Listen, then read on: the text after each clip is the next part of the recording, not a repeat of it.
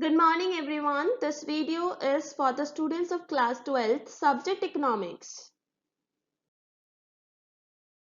In this video, we shall start a new lesson, that is lesson number 8, short run equilibrium output. And this is my lecture number 1 for lesson 8. So in this video, we shall read our 3 topics. First, concept of short run. Second, concept of equilibrium output. And third, determination of equilibrium output or GDP. First approach, that is AS-AD approach. Okay. So let's start our first topic, that is concept of short run. What is short run? Short run is defined as a period of time during which technology plays no role in the determination of output in the economy. It is assumed to be constant. Okay. So in short run, we assume that technology plays no role. Output is determined by the level of employment in the economy. Higher level of employment leads to higher level of output, and lower level of employment leads to lower level of output. Okay. So technology remains constant. There is one-to-one relationship between output and employment. Okay. If employment is doubled, then output will also be doubled. Okay. So basically the level of employment in the economy measures the output or GDP in the economy. Okay. So what is short run? Short run is a period of time when technology plays no role in determination of output or GDP in the economy. Okay, it is constant. And on the basis of what we determine our output? We determine our output on the basis of employment in the economy. If employment increases, then output will also increase. If employment will decrease, then output will also decrease. Now have a look on concept of equilibrium output. Equilibrium output refers to that level of output in the economy where AS is equal to AD. AS is aggregate supply and AD is aggregate demand. These two topics we have already read in our last chapter. What is aggregate supply? It is planned production, or we can say desired level of output in the economy. Whereas aggregate demand is planned expenditure, or we can say whatever the buyers wish to buy. Okay. So equilibrium GDP means that level of GDP where what the producers wish to produce is exactly equal to what buyers wish to buy during an accounting year. Okay. So that there is no excess production or there is no shortage of output in relation to demand. So equilibrium GDP is that level of GDP when producers, whatever producers wish to produce is exactly equal to whatever buyers wish to buy. Okay, so that there is no excess production, there is no loss to producers, and there is no shortage of output, there is no unfulfilled demands. Okay.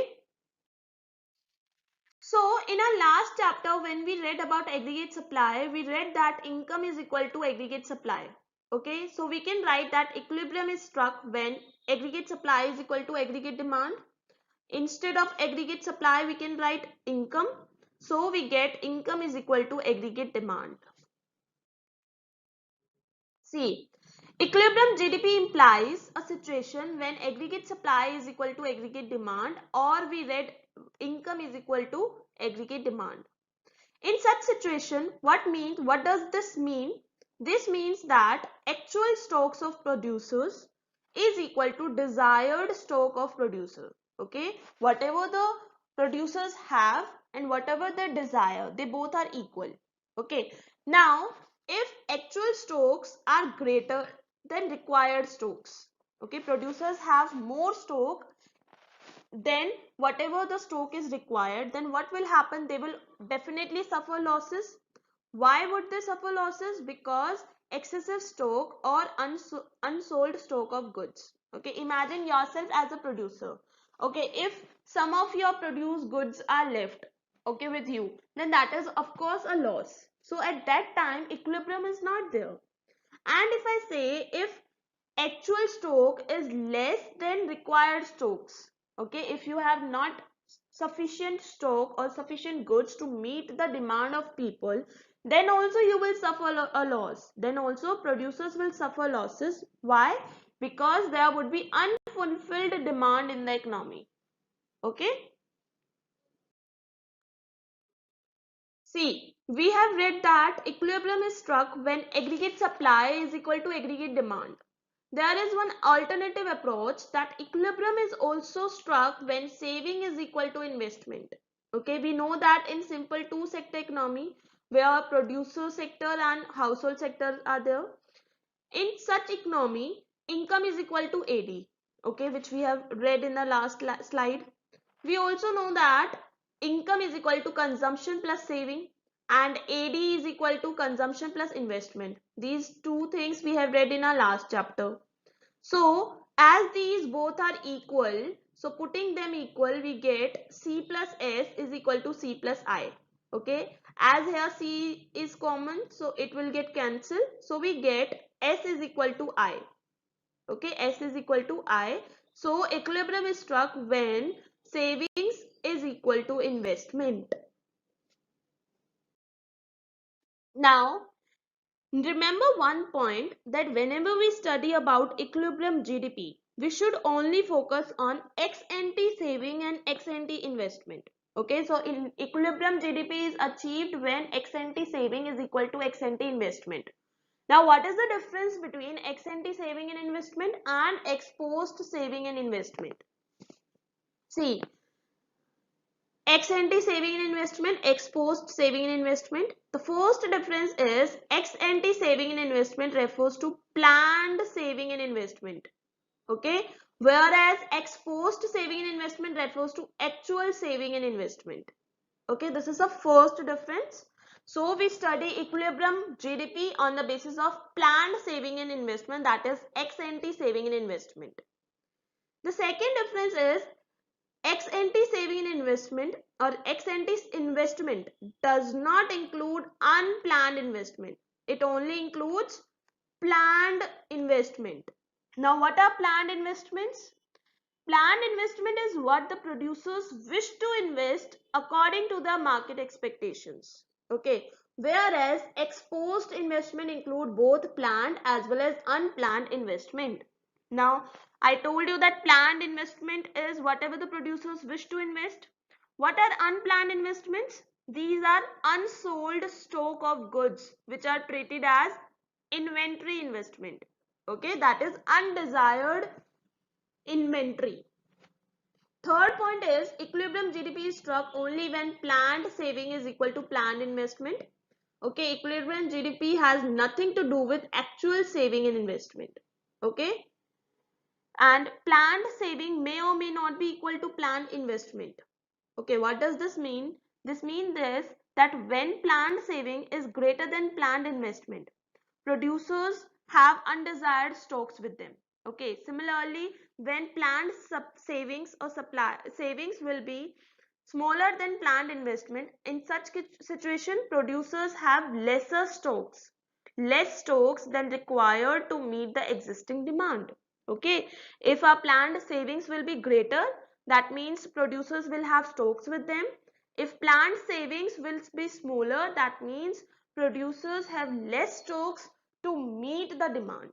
Okay, and ex post saving and investment means when they are equal always. Okay, they are always equal, which means that what remains as unsold is treated as inventory investment. Okay, whatever is unsold, that is treated as inventory investment by the producers, and it is relevant in the context of GDP estimation, not in GDP equilibrium. Okay,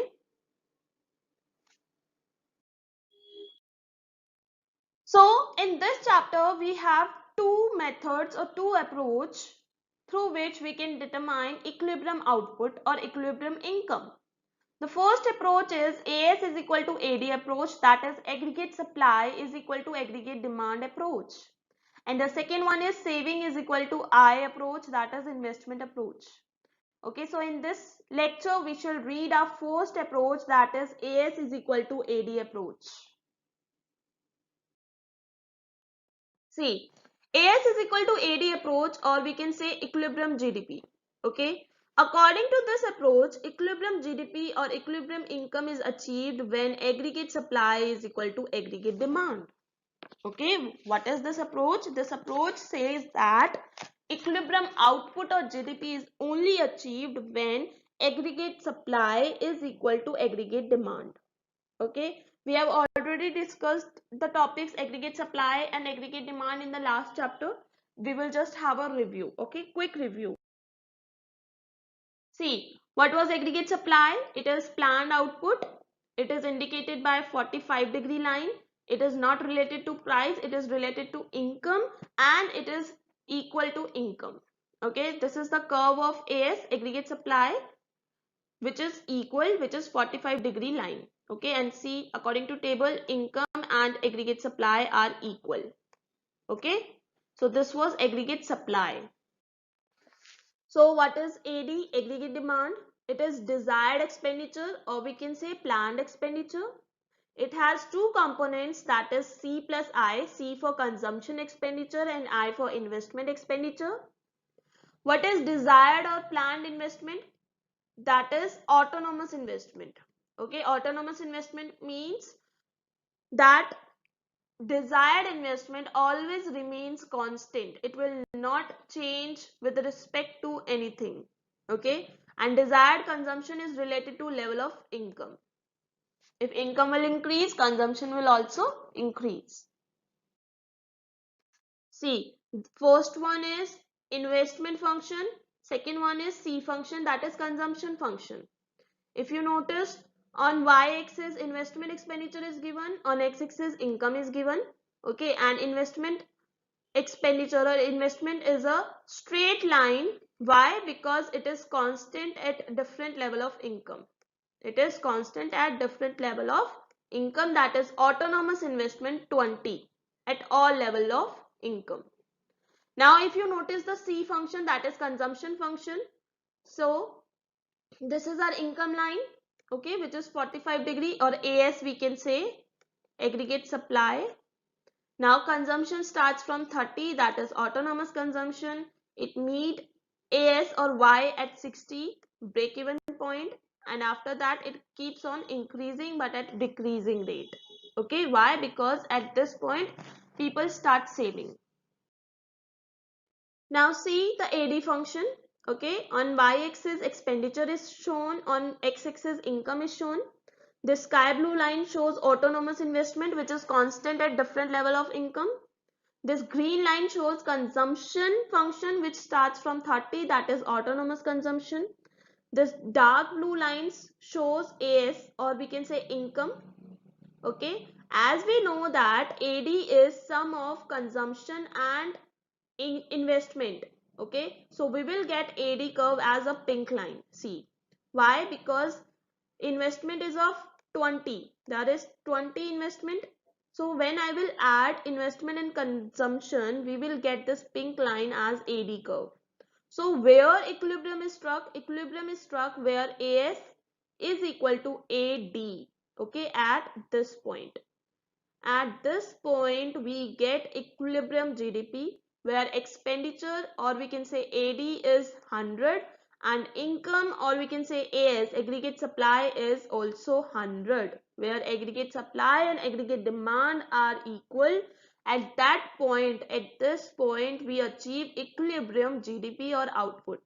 Okay, according to table you can also see, this is for income or AS, this is C consumption expenditure, this is I investment expenditure, and this is AD, that is sum total of consumption and investment expenditure. So at this point, okay, at this point when AS is equal to 100 and AD is equal to 100, at this point this is the equilibrium stage, equilibrium output or GDP. Now see this tabular presentation of equilibrium GDP. This is income in crore, or we can say aggregate supply. This is consumption in crore. This is investment in crore, and this is sum of consumption and investment expenditure, that is AD in crore. Okay. So we can notice that as income is increasing, consumption is also increasing, investment is constant, and AD, that is aggregate demand, is also increasing. Okay. But at this point, we achieve our equilibrium where AS, that is aggregate supply, is equal to AD, that is aggregate demand, 100 and 100.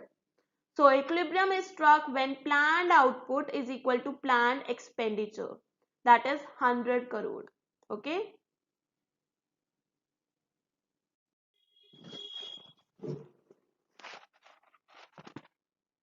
So this is a simple graphic presentation of equilibrium GDP. Okay, this is the income curve, or we can say AS curve, and this is our AD, that is starting from 50. Okay, why 50? Because 30 for consumption and 20 for investment expenditure. So this starts from 50, and these two graphs or these two lines are meeting at point E. At this point, equilibrium is struck where AS and AD is equal to 100. Okay.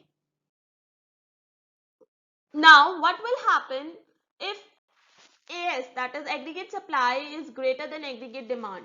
Okay, till now we were reading that equilibrium is achieved when aggregate supply is equal to aggregate demand. Now, what will happen if aggregate supply is more than aggregate demand? See, when aggregate supply is more than aggregate demand, that means supply of goods and services in the economy tends to exceed their demand. There is more supply of goods and services in comparison to demand. Okay, demand is less but production is more. As a result, some of the goods would remain unsold with the producers. Okay, if production is more and demand is less, that means that producers will left with some goods, unsold goods. Now, to clear unwanted stocks, okay, the producers would plan a cut in production. Now, to clear their stock, they would not produce further. They will plan a cut in production. They will stop their production so that they can clear their stock. Consequently, what will happen? AS would reduce to become equal to AD. This is how aggregate supply adjusts itself to AD. Briefly, equilibrium is restored again through a change in output or change in income. Okay. Now, similarly, what will happen if aggregate demand is greater than AS? Now, if supply is less but demand is more, production is less but demand is more, what will happen? See, when AS is less than AD, okay, supply of goods and services in the economy tends to be less than the demand. What will happen? The existing stock of the producers would be sold out and the producers would suffer loss of unfulfilled demand. Okay, see, if demand is more and production is less, that means producers are not able to meet the demand of the consumers. Okay, producers are not able to meet the demand of consumers. That means there would be unfulfilled demand in the economy. Now, to rebuild the desired stock and avoid the loss of unfulfilled demand, the producers would plan greater production. Okay, now producers will again plan a greater production so that they can meet the demand of the consumers, unfulfilled demand in the economy. Now again AS would increase to become equal to AD. Okay, now AS would again make change in itself so that it could become equal to AD, aggregate demand. This is how aggregate supply converges with AD. Thus, equilibrium is restored through a change in output or change in income. Okay. So, whatever the situation is, equilibrium is restored through a change in output or change in income. Okay. So, that's all for your today's video. Okay. We have read 3 topics. Your homework is you have to read page number 213 to 220 of macroeconomics. And you have to answer these following questions. What is autonomous investment? What is meant by ex ante investment? What is short-term equilibrium? And explain equilibrium output with respect to AD is equal to AS approach.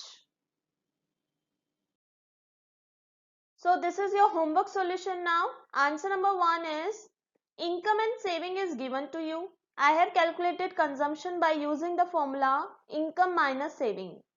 So when I subtracted them, I got 40, 50 minus 10, 40, 100 minus 40, 60, 150 minus 75, 75, 200 minus 120, 80. Now consumption is there As we know that APC is equal to C divided by Y. So I got 40 divided by 50, 0.80.